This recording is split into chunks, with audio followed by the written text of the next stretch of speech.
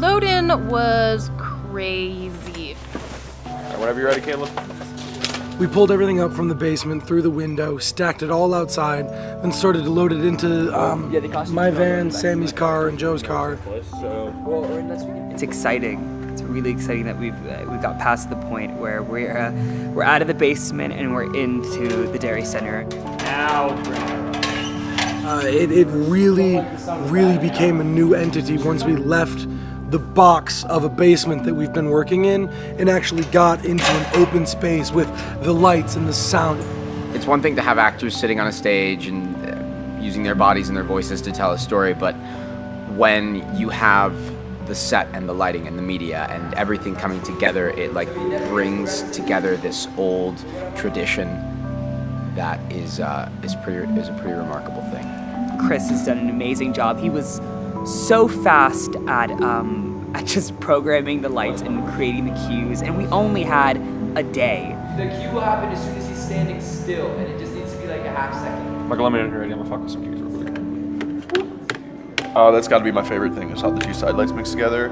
I think the colors look beautiful on stage. We haven't had a chance to look at any of that while being in the basement. It's really incredible to for the first time see all the work he's put into it. When I got into space, it was time to just live and play and have fun in the world. I think I'm very fortunate to be able to do this with my best friends. One of my favorite parts about opening, aside from, world premiere of the show and everything, was the fact that the audience was so unbelievably giving to us. I think we're all pleasantly surprised with how well the show was received, at least what we gathered from the talkback. This chapter of Surrounded is it's sort of come to an end. Now it's just revising, revisiting, and just doing it. The show as a whole is something that is very real to all of us living in this world.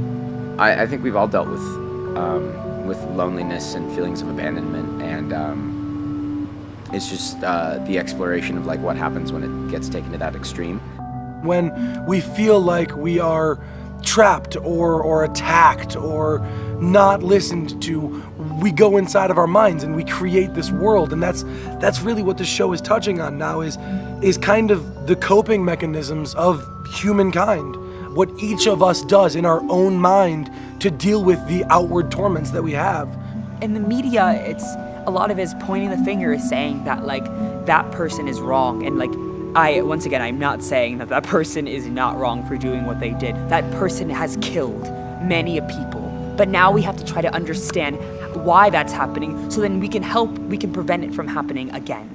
It's a relatable, that feeling like you have no one to reach out to and you're lost in this crazy, overwhelming, incomprehensible world. Everyone has those nights, those sleepless 2 a.m. junk box thoughts. And when you get to the heart of something, it's usually very cruel, very desperate, and that's what this Surrounded is. It's one long cry for help.